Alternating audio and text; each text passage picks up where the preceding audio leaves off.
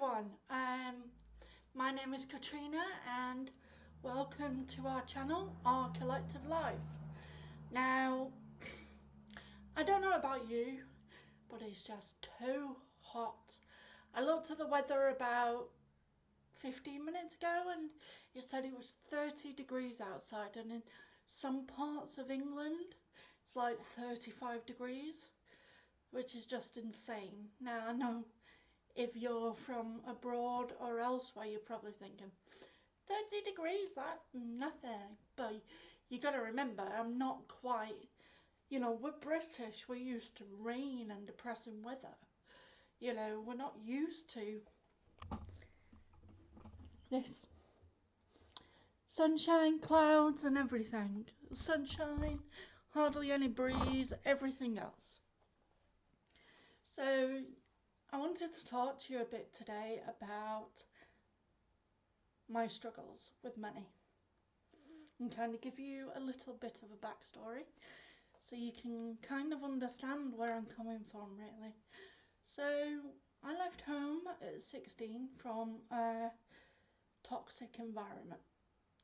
I'm not going to go into the details as it's only my therapist's, mine and a couple of my friends' business exactly what that is. And I wasn't equipped with the skills how to budget, how to do anything.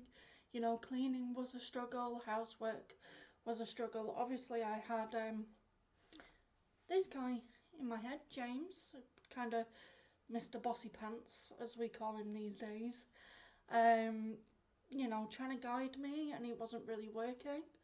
I started to work. I had a paper round when I was younger, and then I went into a job. I think it was McDonald's. I've just completely forgotten my job, and I struggled. I struggled to manage the wage, and it's kind of set up a precedent for kind of my whole attitude with money, and I struggled anyway. I'd get the money and I'd spend it with no thought of my rent, my bills, my electric, anything. And thus I ended up spending quite a few years struggling with homelessness because I couldn't budget or anything like that. And then I moved down to Somerset after I met my friend Tim, and he taught me kind of, he gently guided me. He didn't kind of go, right, this is how you budget.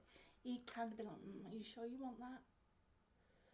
Are you sure you need that? And in a way he kind of became that second voice in my head. I mean, I already had the altar's voices in my head, and James's was always the most strongest, but James takes a very much a heavy, no, you are not spending money, that's it, approach, which instantly gets my back up and I just want to go and spend. Whereas Tim and the friends I built up around me were a bit like, maybe you could wait a while, save, and to be fair, I spent horribly and lots and lots. I've had so many mobile phones I can't even count. And anyway, for quite a few years I struggled and struggled. And then I think it was about 2.5 years ago, I was Googling kind of how to budget and the best way to budget, and I learned about the envelope budgeting system. And then I also learned about Dave Ramsey and started watching his podcasts on YouTube, and I was just blown away. Kind of the message of it is you don't need debt to be successful. However, I couldn't quite stop the impulsive spending, and I kept spending and I kept trying, and every month I'd wake up, James would write this budget, and he's been doing zero-based budgets before I even discovered Dave Ramsey. But but it just wasn't working because I wasn't willing. And today this month has already kind of busted. You know, I kind of screwed up a bit on the budgeting, and I overspent in certain areas. And then today I kind of, you know, I gotten up about 7 o'clock and went to to Tesco to get some food for tonight because we're having a curry later, thanks to Carol's wonderful meal plan. But I'd also reserved a new video camera to record our YouTube stuff. But I'd got there too early and Argos wasn't open yet. So I thought, right, I've got 25 minutes, let's go and sit in Greg's. So I sat in Greg's. And I just thought, I don't actually want to spend money. It's just the fact I've got money, I need to get rid of it. And I understand that's kind of a weird, strange logic, but it's kind of all attached to things. And I was just like, I need to get rid of it. If I get rid of it, then, you know, no one can take it, no one can steal it. I won't lose it, which I've done a few times. None of my alters can spend it. But that's what's harming us in the long run, you know, and this is kind of what James has been saying all along. He's kind of always been like, no one's going to take our money now, you know, we're older. And, well, I'm still afraid the banks will take it. Doesn't take much, does it? Even though I know the banks are now protected up to 85k, we will never have that figure of money in our accounts. And, you know, I started this channel because I wanted to kind of say, you know, if you've got mental health problems, it's not the end of the world. You can manage money, but I'm not going to pretend it's easy. You know, I have improved massively since I was 16 years old. Now when I get paid, I pay everything that needs to be paid. Rent, council tax, well, council tax, I'll come back to that in a minute. Rent, electric, gas, water, you know, I make sure there's enough money for food and everything like that. And then I kind of convince myself that what's left is mine, you know, to spend. But obviously, when you have dissociative identity disorder, it's not that simple. Because it's not just you spending, it's not just you that wants things, it's not just you that wants to spend. You know, I have littles who want sweets, I have alters who want makeup and clothes and other things, you know. Some want art supplies, some want paint supplies. James never wants to spend money, which is great. Bit boring, really. And he's kind of just balancing it all in your mind, you know. I didn't suddenly wake up day and improve my spending. It was a slow, gradual process. I am not perfect. None of my alters are perfect, even though some like to act that they are, you know.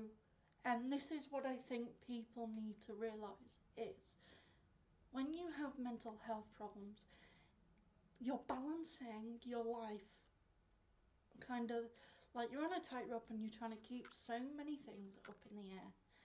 And in my opinion, and in many financial experts' opinion that I've seen over the years, your health is your ultimate priority in everything. And I'm not just talking about your physical health, I'm on about your mental health, your well-being, making sure you've got enough food in the cupboards, making sure you've got enough heat, lighting, you know, the things that make you content and safe and be able to be well. Because there's no good, okay, going into a debt busting frenzy putting all your money in debt and then you've got nothing left. You know, I do advocate, of course, putting money in debt, but you need to take care of yourself first. Ultimately, you put your life jacket on first, then you help everybody else. And this, I think, is what a lot of people with mental health problems tend to forget, and especially when you're a dissociative system, because, you know, even if you live alone as a DID system, you're never alone. You know, you've got an entire family inside your head. I kind of consider it as a universe inside my mind, you know. You have an entire family inside your mind, and each of them has a strength. James's strength is money and organisation and bossiness. You know, and different alters, it's like I've got an alter who is incredibly passionate about injustices in the world, and, you know, at the moment he's a persecutor. I've got someone who loves to dance, you know, she is a child. You know, you've just got to remember that your well-being comes first. Health before wealth. Because there's no point being rich if you're miserable. Of course, having money and not having to worry about things is going to help. But you need to care for yourself first. Anyway, I'm going to stop rambling before I upset somebody. And also, I need to open that window. I closed it just so I can talk to you guys. I hope you have a good week. I'm not going to do a how well I did on the budget this week, because I did badly.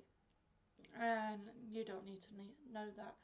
If you're interested in me covering any topics, drop a comment below.